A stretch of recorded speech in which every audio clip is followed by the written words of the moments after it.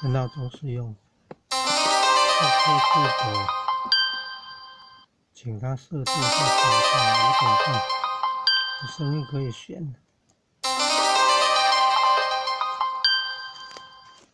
OK Google 就是语音助理，在那个手机荧幕的正下方中央那个圆圈按了会出现 OK Google。然后就用说话说 OK Google， 请帮忙设定闹钟早上5点半，